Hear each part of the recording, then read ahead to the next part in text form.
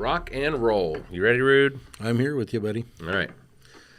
Hello, everybody, and welcome to another edition of the Alliance Group podcast. We have Rudy Garcia from Easy Financial Solutions and Five Rings Financial joining us all the way from Colorado. Rudy, what's up, man?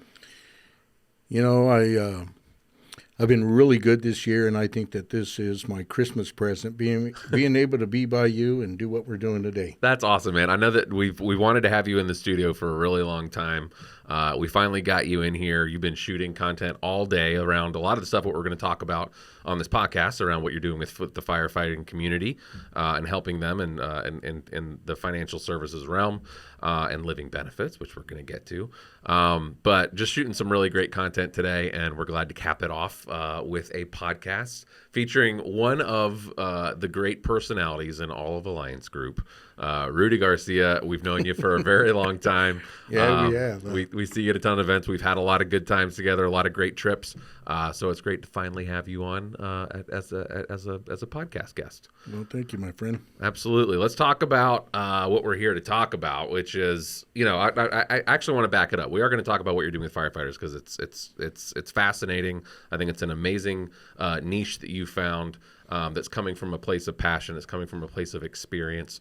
And so I'm really excited to talk about that. But let's back up a little bit for a second.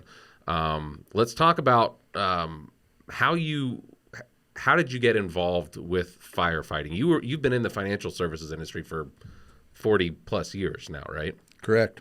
40 plus years, but at some point in that, you actually were a firefighter. So tell me about it. Well, back in 2001, right after the 9/11 incident, my wife and I were kind of worried about what all was going to go on in the cities and things like that. Mm-hmm. So we started looking at property up in the mountains. So we moved to the mountains, bought a business, had a business, and noticed that there wasn't very many firefighters and all that. One day they actually put an ad out asking for firefighters, and at that point in time, we had just moved into our brand new home up on top of the mountain. Mm-hmm. And one of the things that they stated was that we don't have enough firefighters, so if you live on the mountain, we can't help you. Wow. So that kind of, I was kind of having fun on the hill, and we had a bunch of friends that were there. And this is in the Denver area? No. That's up on top of the mountain, kind of by Steamboat Springs. Okay. Yeah. In Colorado? Yeah, in Colorado. Gotcha. So we were sitting around one day having a great conference around a bunch of cold beer. Mm-hmm. Those are the best conferences. Yeah, and a bunch of the guys, we were reading and talking about that. And as you know, as true Americans, what we did is, well, I can do that, hold my beer. Yeah. So 8 of us on the mountain decided to join and become volunteer firefighters. Wow. Over beers. Cold beers. Cold beers. So, I mean, was this the first time that you'd ever considered getting into firefighting? I know that 9/11 you mentioned. I mean, a lot of there was a rush of people looking to join the police force, the firefighters after that because of the heroism shown. People were inspired by that. Was it something that you thought that you had ever thought about before, like as a kid? Were you interested in being a firefighter? Oh, absolutely. Absolutely. When they go around and they ask you in 3rd grade, what do you want to be when you grow up? Well, the first thing that I said was, I'd like to be a firefighter. Really? Yeah, really. And the second one is I would like to be a financial service representative. Yeah, right. Okay, so the second one's a joke. That's fantastic. Well, I mean, it's really cool. So, all those years later, the opportunity came up. Your community needed firefighters. Right. You and your buddies decided, why not us? So you got into the world of firefighting. Tell me about that first experience and what it was like being around those guys. I know there's a lot of camaraderie and a really strong bond that's built with people in those firehouses, right?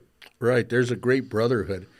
But, the cool part about it is when we started, and we were all down there and they started giving us our bunker gear and our turnout gear and our boots and our structured gloves and things like that. You start to kind of feel manly, kind of feel that adrenaline thing come on. Sure. And you put on these the bunker gear, and you smell old fire in there, and it's kind of like I don't know if you like to in springtime or in fall time cut wood. Yeah. But there's Oh, yeah. kind of a calling as a man when you smell that wood. But it's the same thing when you smell fire. Or like a campfire, and like it just those It's connecting with our ancient brain, who we are. We're Yep. men. So it was really kind of pretty cool when we did that, and we started learning about fire and what it does and all that. But the really great thing that they did initially is about 2 weeks after we started, they sent us to Gypsum, Colorado, where they had a live fire going in within a contained circumstance. like a controlled circumstance, right? Yeah. So we went in, and they loaded us up, and they took us in, and they walked us through, and we were in like 1,400 degree heat. Oh my gosh. With our bunker gear and all that, and they made us sit down and watch and see what fire actually does. They say that you can't see carbon monoxide. At 1,400 degrees, you can. No way. And it's beautiful. What happens is there's a chemical reaction, and it starts to come up, and it grows, and it kind of looks like an angel. Whoa, that's crazy. It's absolutely beautiful. I mean, to the point that just about everybody that was watching that got mesmerized. And that's why they had the experienced firefighters with us, because we were just sitting there admiring it. And the whole reason that they did it is to show us what happened, but also how to monitor your air, your SCBA, your self-contained breathing apparatus. Because as we were doing that, people's air was starting to go a lot faster because they were breathing heavy. They were getting excited. So, That's crazy. dude, it's amazing. Wow. It's beautiful. So how long were you a firefighter? 8 years. 8.5 years. 8.5 years. And that was were you volunteering, or, I mean, I think you guys that was the whole point, right? You guys were all like, let's all volunteer to be firefighters. Were you a volunteer capacity the entire 8 years? Well, I was volunteer with Structure, Uh-huh. but I was a paid wildland firefighter. Gotcha. So we also went from Structure, being in the mountains, we also got to fight wildland fires. Right, which is a totally different kit and caboodle, right? Oh, it's way different. Yeah. Yeah, you want to talk about work? That's work. Oh my gosh, I can't imagine up on those mountains trying to fight. Yeah, it's that's crazy. Yeah. So you were in the financial services industry this entire time, right? Now you're a firefighter for 8 years. You develop that passion. You develop all those connections, all that camaraderie. You know what it's like to be a firefighter. You know what those guys are going through. You know what they're going through on the financial side. You know about their families and the stresses of that come with being a fighter, the dangers that come with being a firefighter. You know that group, and you want to help that group, right? So at what point do you start looking around, from your financial services mind, start looking around and thinking about, some ways that some real easy solutions that you can have that'll help these guys and gals in some cases, help them, and their families be better protected or do better saving for retirement. Do you start to kind of make those connections kind of naturally from your financial services side of your brain? Well, you do, but you know what it really is like, Sam, is you're hanging out with those guys, and you start to realize that your life is in their hands. You're backing them up, they're backing you up, and there's no ifs, ands, or buts. There can't be a second thought about they call it 2 in, 2 out. If you go in two, you always go in two. If you always come out together. And you never, ever want to have to worry about if you're being protected or you're protecting them. So it kind of morphs into thinking about that as people also. Right. You know what I'm saying? Yeah, absolutely. Because after you're going through training, and after you've been in a fire or two, and it's amazing what fires are. They're the scariest thing in the world. Because when you go in, if you're in a fire, it is completely black. Completely black. You can't see anything at all, and you're on your hands and knees. You're walking. They call it walking the wall. You're shouting out fire department and all that, but you are completely in the black, and and you can hear the fire. It's crackling. It's hot. You're sweating. Your blood pressure's up. Mm-hmm. You've got about 100 pounds of equipment. You've got your SCBA. You've got what they call pike poles, or they call them the irons. Yeah. All that stuff. And you're going through, and you realize that when you're doing that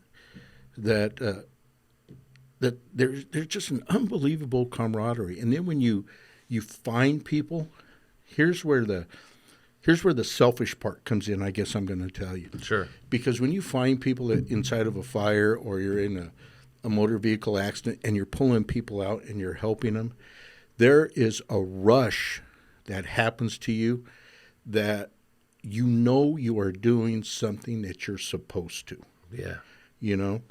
So when you do that and you come out and you celebrate the victory that you either in a fire or whatever you're at.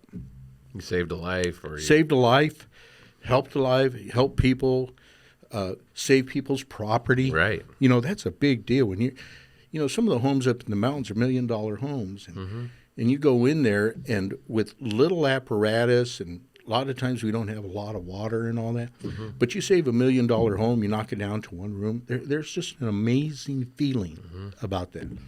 Well, you become great friends with people that are saving your life every day, and you're saving theirs. Right. And that's when you really see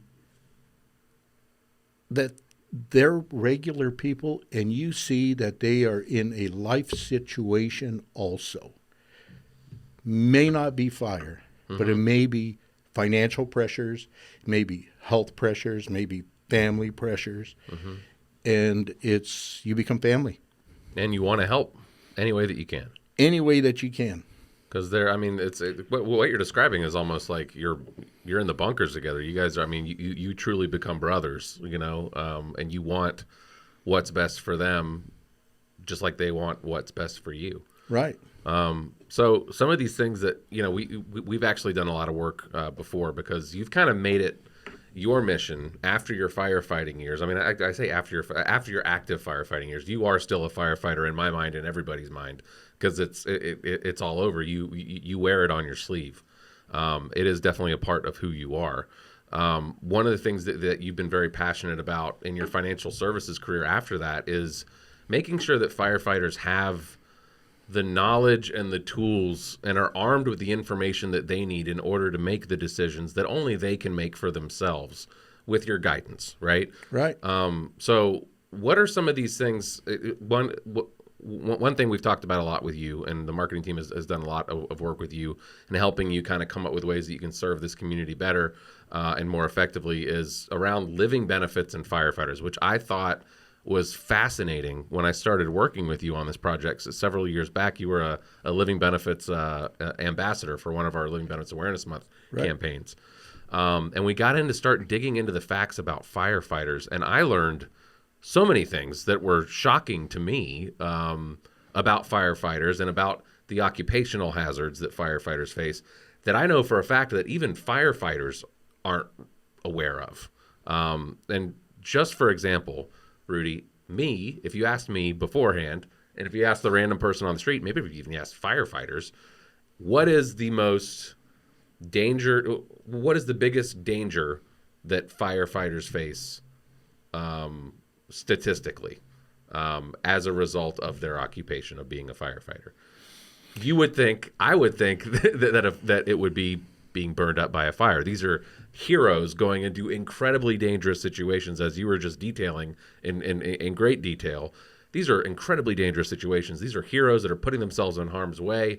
The most dangerous thing a firefighter has as a result of their job that other people don't have, it's got to be getting burned up in a fire, or having a beam fall on your head, or falling through a floor of a burning building, or injuries.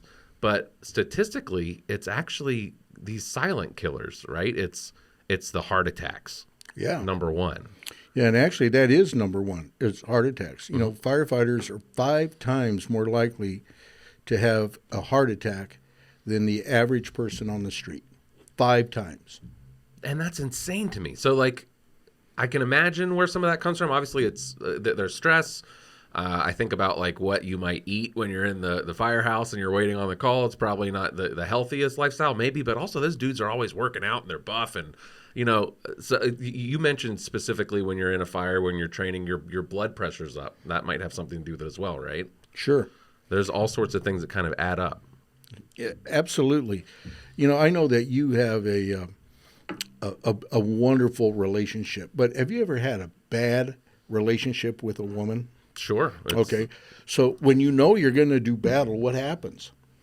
You have a stress response. Yeah, you got a stress response. So this is what happens. You go into a fire. Again, you can't see anything, so you have fear. Mm-hmm. Number two, it's extremely hot. Even though the turnout gear or bunker gear is pushing out heat, you're still carrying on your hands and knees. Now, you're not walking because you're on your hands and knees, so you're stressing your thigh muscles, your buttocks, you're stressing your arms, carrying everything. Then if you're dragging hose, water weighs an awful lot. So you're dragging hose up, it's hot, you can't see, you're stressed, and then you hit the fire, and that's like seeing that ex-girlfriend with a knife. It's got to be your body is definitely in a fight or flight mode the entire time, right? Now 100%. You're always fighting, you're never flighting, but you still have that physiological response to you sure do. To that dangerous thing. Heart attacks account for 45% of all work-related deaths among firefighters. Scene. Yeah, on scene, exactly. Yep. 45%, which is crazy to me. When I read that stat, I was like, what? So like 45% of the firefighters that die on a scene, it's actually from heart attack. Yep. Which is insane. Again, you mentioned it. 5 times more likely than the average Joe or Jane a firefighter is to suffer a heart attack. That is significant. That's just heart attack, though, and stroke as well, are things that happen as well. 3 times as much. 3 times as likely. 3 times as much to have a stroke. So a firefighter is 5 times more likely than the average Joe to have a heart attack, 3 times as likely to have a stroke. Talking about cancer, firefighters are more than twice as likely to be diagnosed with some sort of cancer. And it's different types. They get brain cancer, colon cancer, kidney cancer, bladder cancer, Hodgkin's lymphoma. Mm-hmm. Testicular cancer. They actually have a 102% increased risk of testicular cancer among firefighters, which is really interesting. Right.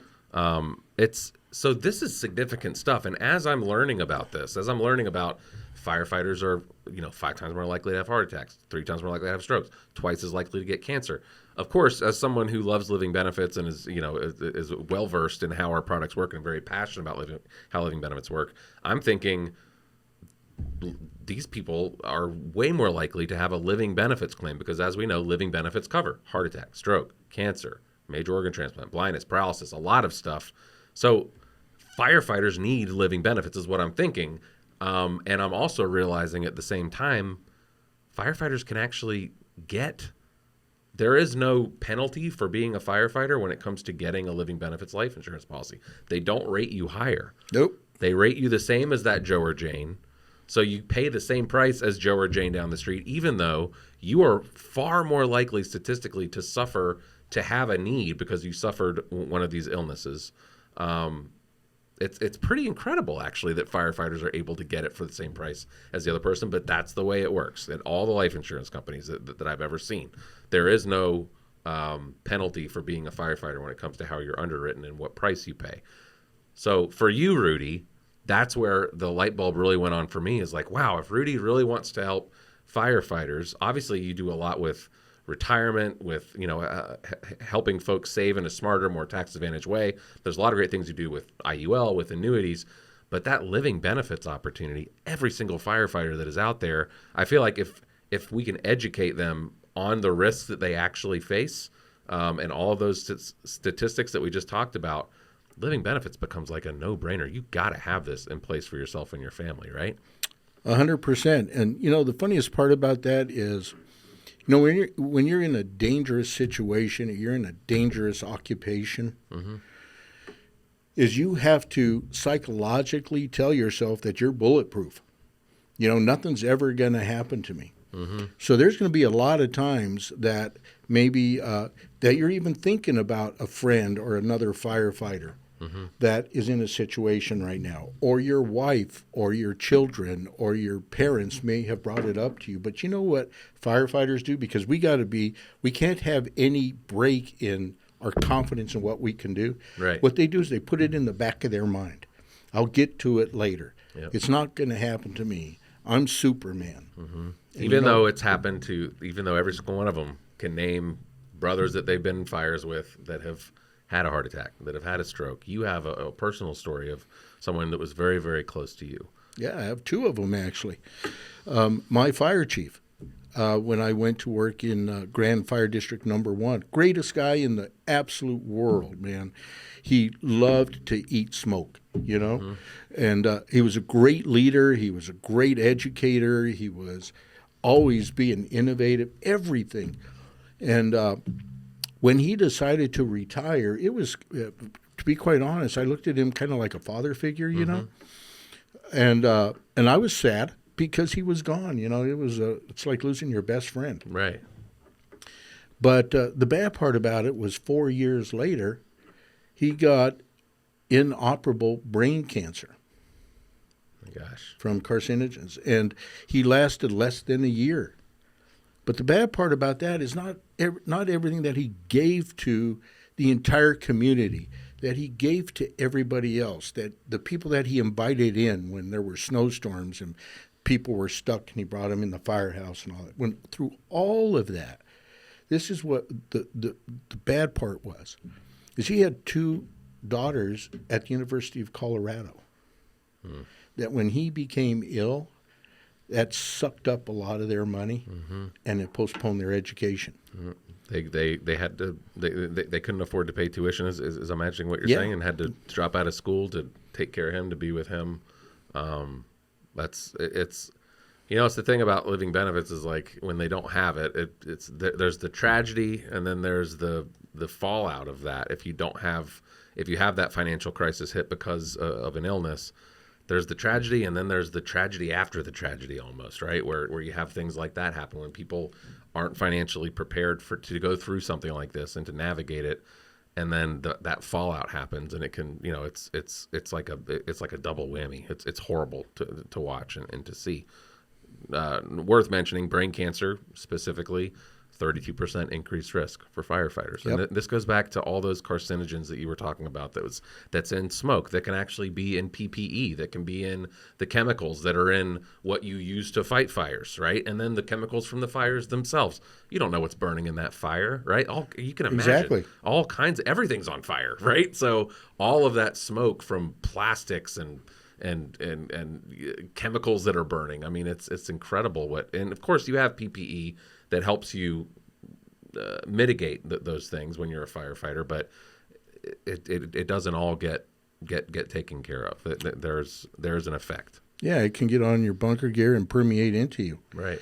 That's the other thing. We're talking about fire, but a lot of people don't realize how many hazmat incidents that firefighters go into.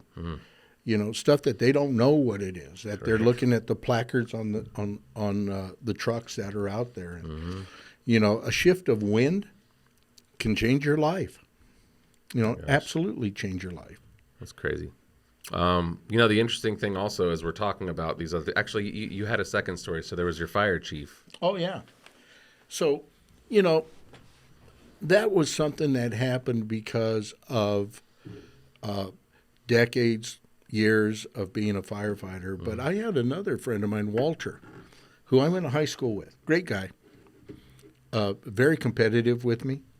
And I mean, to the point that we would, you've ever seen those guys that bump shoulders, but, if something were to happen. Put a little more into it. Yeah, but if you saw anybody else, now you can't do it. But back then, if you were at a party or something and somebody from a different school got in a fight with them, well, they're from the north side, right? No matter if you liked them or not. Now you can't do that because you got to have a faster draw on the gun. Right. Right. But different conversation altogether. And that's not covered by living benefits necessarily. Right. Necessarily. But Walter had gotten divorced and stayed free for a while and found a lovely lady that fell in love with him. They got married, and they decided to go on a motorcycle honeymoon.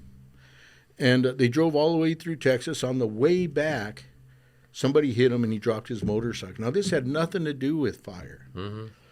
But he dropped his motorcycle, and he was in coma for 9 months. Oh, my gosh. Now, how's that for beginning of a marriage? So, you know, he probably lost an awful lot from the divorce, starting all over again, and was in Texas. They had to fly him back. So here's all the immediate debt for his new wife. Right. And he wasn't there to share the pain, the money problems, or anything else with them. Fortunately, and I this is probably not a great way to say it, but fortunately he passed away and didn't ever have to contend with that. But, wow. You know, that's a great part about some of the companies that we deal with, especially, I don't know, can I mention the name? Sure. Okay, like National Life. They have the critical injury portion. Right. Yeah. So that's actually what I was going to talk about is coma, severe burns, traumatic brain injury, paralysis, things like that can also be covered by a living benefits policy. So Rudy, what I was going to get to there is we did talk about how people think that the most dangerous thing for firefighters is like getting burned by a fire or beams falling on your head. It's actually not. It's cancer, heart attack, stroke, things like that. But living benefits also, by the way, covers those things. The major burns, traumatic brain injury if you do fall through a floor or a beam falls on your head, coma, paralysis, which can all happen in fires as well, right? Sure. So it's covering them for the stuff that they thought was dangerous, for them, but it's also covering them for all the stuff that is actually way more dangerous that they might not have realized. All of these things are going as an additional layer of protection. And without getting too salesy, Rudy, the big thing that we have to make sure that firefighters understand and that you're trying to preach every day to your firefighter friends is like, guys, this stuff I'm talking about, this magical living benefit stuff that covers all this stuff and is going to give you money and make sure your family has money if you ever suffer a heart attack, stroke, cancer, major organ transplant, blindness, coma, major aortic burns, surgery, all of this stuff. This magical stuff I'm talking about, it costs the same as a regular life insurance policy. So, and once they make that connection, Rudy, you've seen it happen where they're like, oh, so wait a second. I've got this policy here. Maybe they're already paying for a life insurance policy, a term life insurance policy for $50 a month for their family. They've been paying for years. And you're saying for the same $50, you can get this policy. Same thing will happen if you die, but you'll get money in your hands where you won't right now with your current policy. With a living benefits policy, your family will get money. You will get money if you have a heart attack, stroke, and you survive. All of those things. So it's really about, we always say at Alliance Group, it's about like, it's not about being salesy. It's not about, a clever closing line. It's just simply about if I can just educate them with the facts, they will make their own decision because it is it's a no-brainer to have living benefits, but especially as a firefighter. Yeah, it is. And, not to be, salesy and all that. There's a little better way of putting it with the firefighter or a first responder. They might have life insurance and all that, but if they don't have living benefits, this is what I usually tell them. What the hell are you thinking? If it doesn't cost you more and it can accelerate money, because if they've owned their home 5 years, 10 years, 15 years, 20 years, how'd you like to get sick or injured and lose it? Because the other part of that people don't talk about, Sam, is, this isn't a knock, but the average firefighter out there, if they lose their life on the fire line, it's $100,000 to them. Now, I know you have how many? I have two. Two children that you're aware of. Rowan and Crosby, just the two. So you have two children, but how far will $100,000 take them in their education? Maybe these days, like maybe 2 semesters, one for each of them. Yeah. So, and then of course, I know that your wife is lovely and is brilliant and has everything, but she's losing a major portion of her income when you go away. Absolutely. Is she going to be able to keep that house if you didn't have that? No. Does she have to get re-educated? Maybe she needs to go out and get re-educated. Things are moving at a clip right now that's unbelievable. Sure. Right? Sure, absolutely. So then if she can't do and can I kind of be gross about this? Or not really gross, but just make you think. But here's the deal. Sure. She starts getting in a financial situation, and she says, I got to make sure that my boys get to go to school, that I can keep the house, that I can do this, do this. And she maybe dates somebody that isn't as kind to your children as you would want to be.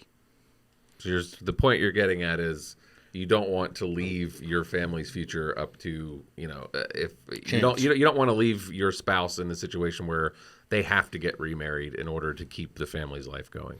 Yeah, they got to make decisions they don't want to. Mm-hmm. Have you ever done that? Made a decision you don't want to? I think that's what I don't want to say every man, every person I think wants is to leave their spouse. If God forbid something were to happen to me, I want to leave my spouse in a situation where they don't have to do anything to survive. They can keep their lifestyle going and not have to worry about, oh my gosh, I have to remarry quickly so that we can keep this lifestyle going. You want to leave them in a financially independent place. Right. And in my circumstance, I'm a firm believer in living benefits, and I'm a firm believer in everything that we do because of this. Because if I die, I don't want that decision to have to happen. Most guys that are out there, they don't want to have a lot of money for their wife, because going back to that situation, hey, that guy that she finds is going to live in my house. Mm-hmm. How's that sound? He's going to be driving my car, holding and hugging and kissing my wife, and I'm paying for it. Well, here's how I look at it. Yeah, it's the opposite. If you don't get life insurance, she's definitely going to have to get remarried. I want her to get paid because I wouldn't live with me for as long as I live with me. She's earned it. Absolutely. I mean, it's all about just, again, what it comes back to in our industry, and especially with the products we have, it's just about educating. It's just, you don't have to come up with any, clever, it's not about being clever. It's just about give them the information. People are smart, and when people are educated, they feel empowered. When people feel empowered, they can make the decision to do something like put a living benefits policy in place. So that's what you're doing, Rudy, and it's been amazing. I know that you've been doing things like going to conventions. You've carved out this niche as like, I am the firefighters, financial services guy. Like, this is what I can do. I can come from a place of experience. I know what it's like to be in your shoes. I know what you're going through. I know how your benefits are set up. I know all this stuff. I've been there. I've walked in your boots, right? And I can help you. And I think it's incredible what you're doing. You have a convention coming up, right? Oh, absolutely. In April, we got the FDIC, 30,000 firefighters. Oh, my gosh. Amazing, most wonderful, patriotic men and women. Mm-hmm. And let me tell you, there are some really badass women that are out there. Absolutely. That are fighting so that we can go on and live and not have to worry. Mm-hmm. So, yeah, we're going to be there in Indianapolis. Awesome. In the middle of April, the 16th to the 21st is when we're going to be there. So, hey, if there's any firefighters, we're going to have a booth. We're also going to do an informative couple of lectures there. Excellent. Talking about a lot of these things that we've been talking about today. Right, and this is the other thing.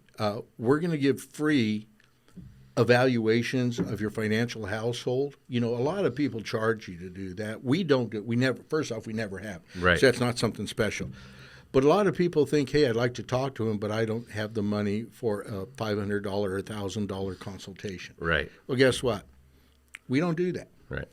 I mean, it's all about the kind of people we are. I mean, I think there's something to say about being able to sit down with somebody and help them think through, because we were talking about this before the podcast, Rudy. It's like some people get a little. You ask them about retirement, and they want to change the subject, or there's a hesitance to dive into really talking much about it because they know they're not going to like the answers, and so they just stay away from the topic.